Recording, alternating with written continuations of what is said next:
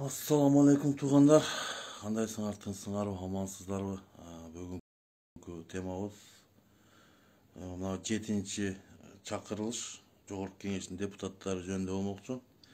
Бүгүн зерикпей ушул жыйынды көрүп өтүп кеттим. Ошол жердеги баягы Садыр Жапаровдун адвокаты, Ташиевдин адвокаттары ошол жөнүндө сөз болмокчу. Ошол эле Кококулов Эрулан, ошол эле Берке Бакыт Төрөбаев, Балбек, Талант Мамытов боюнча сөз болмокчу тугандар. Эфирди максималдуу түрдө бөлүшөбүз тугандар. Эфир максималдуу. Мен бүгүнкү эфирим ошол жыйын боюнча өз пикирим айтып кетейин тугандар. Жыйын боюнча өз пикирим тугандар.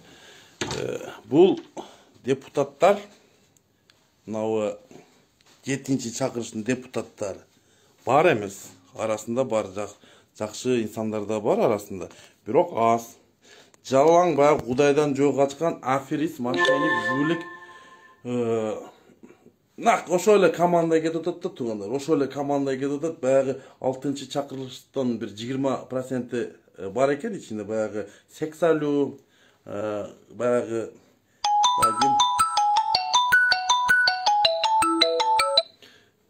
Сексалуу дагы берки ким эле?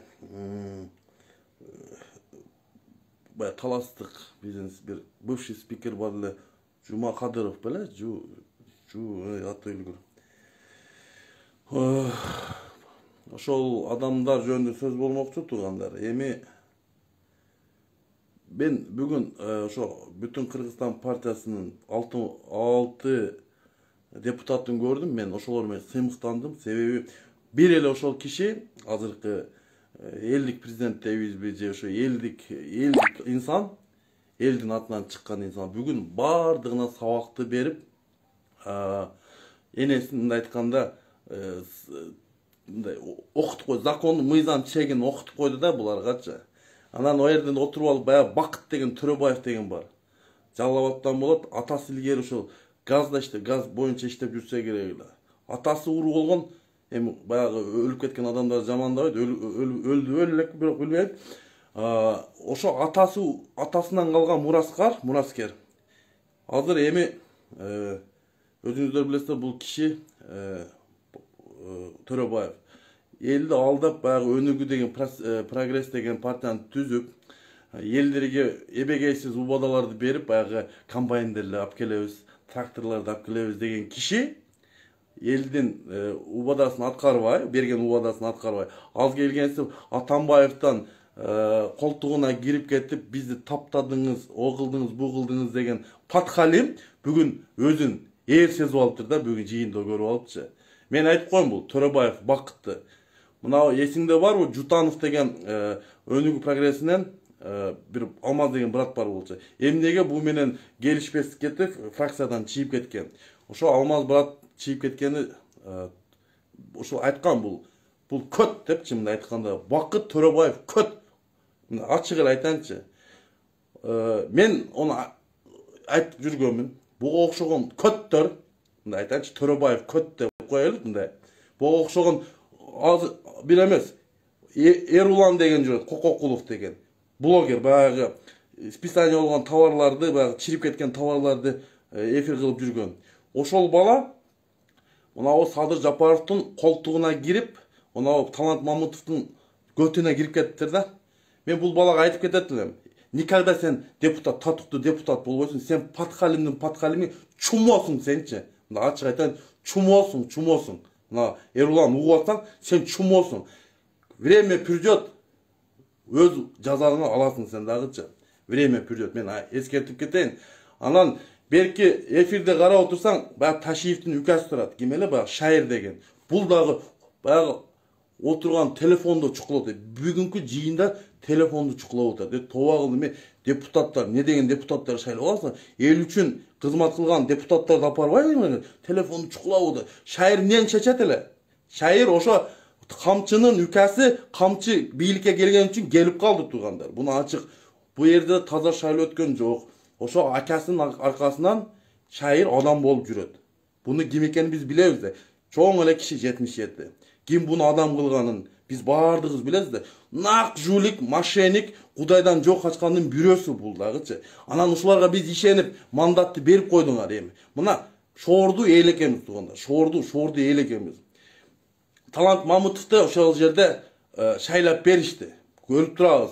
Кантип шайлагандарын, кантип кабылган. Бардыгы мына ошол депутаттын 90 депутаттын ичинен бир ашып келсе бир 10га жакындай элдик депутаттар бар туугандар. Калган нак Кудайдан жок качкан аферист, мошенник, жулик абасынын көттөрүнө кирип кеткен, Ташиев экөөнүн көтүнө кирип кеткен. Мен айтып келгем. Ушул 90 депутатты жок кылып ошол элге кызмат кылган 10 адамды калтырып койсок, ошол деле жетет бизге. Ошол 10 элдик депутат элге күйөт. А буга окшогон 80-и, мында ачык айтайын, 80-и.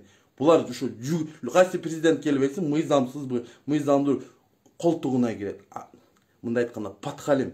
Буларда намыз деген жок. Эртең акчага апасында сатып берет буларчы. Булар ушундай инсандар. Себеби булар акча дегенде жөрмөлөйт туугандар. Анан каякта адилеттүүлүктү айтабыз бизчи? Каякта адилеттүүлүктү айтабыз туугандар? Каякта шайлоо, мен бул шайлоону таныган эмесмин. Тааныбайм акыретке чейин. Мен элге кайрылып кетет элем. Ошол Бактыбек Төрөбаев, баягы Эрулан, анан берки кими Балбек деп жүрөт. Буларды эл тандаган жок. Буну фальсификация менен мына Садыр Жапаров менен Ташиев зордоп өткөзүп коюшту туугандар. Биз элдик депутаттарды көргүбүз келет. Ошо жыйында самостоятельно бирөөгө мындай айтканда независимый депутаттар керек. Көрдүңүздөр, бүгүн жыйынды көрдүк. Жалаң чумолор, мындай айтканда конченыйлар отурат. Мен ачык айтайын, бул конченыларды мен айтып коеюн. Алыска барбайсыңар. Алыска барбайсыңар. Мен ачык айтып коеюн, алыска. Абаңардын аркасынан кетесиңер. Ошо абаңар Молдованыкыда отуруп, ошонун аркасынан барасыңар ошол жергечи, бардыңарчы. Эми туугандар, келиңиздер. Шорду эл экенбиз деген мен бекер айткан жерим жок туугандар. Шорду эл дегеним туугандар. Тандоону үйрөнбөдүкпүз туугандар. Малды тандайбыз, адамга келгенде тандашты үйрөнбө. Не дейт?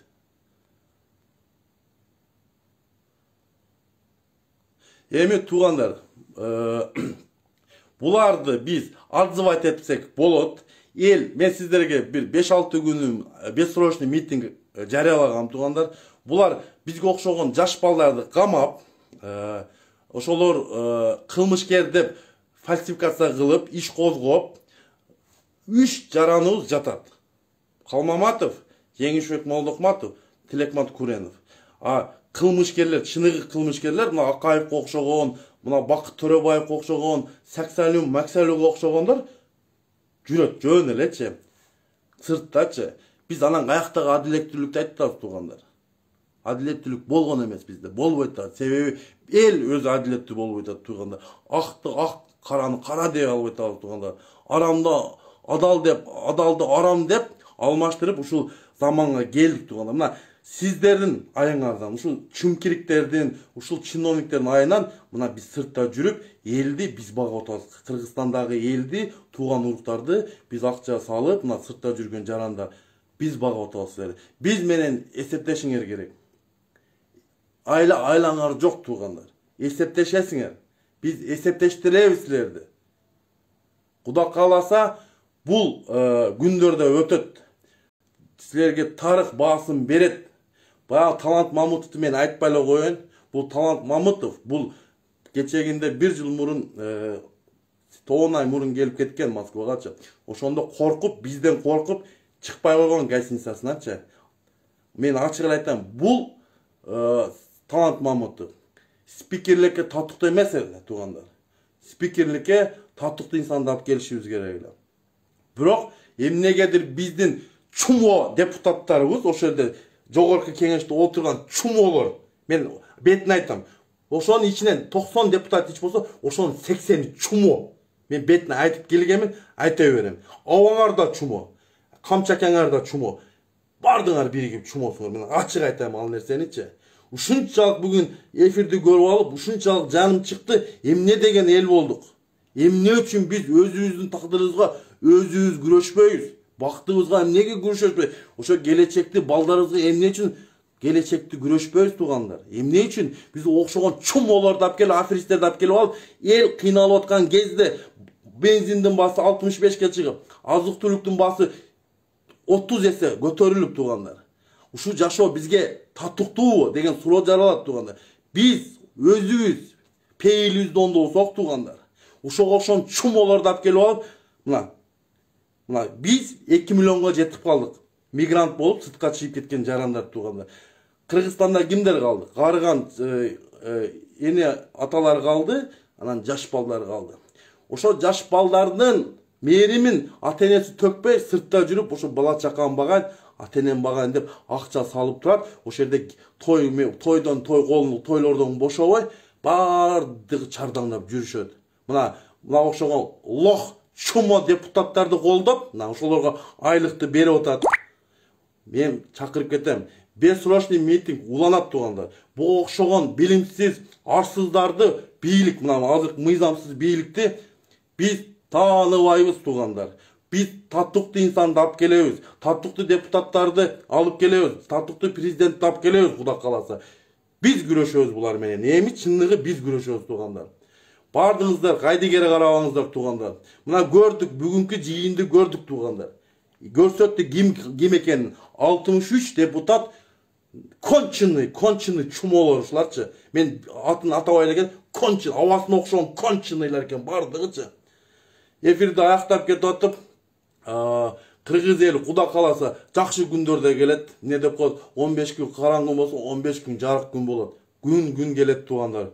Мен ишенип кетем, Кыргызстан эң алдыңкы мамлекеттери Кудай кааласа болот. Анан мына окшогон Кококуловго окшогон, Эруланга окшогон чумолор, конченый баягы балконскилерди биз ушул чумолорду алып келип алып, мына бүгүн көрдүк.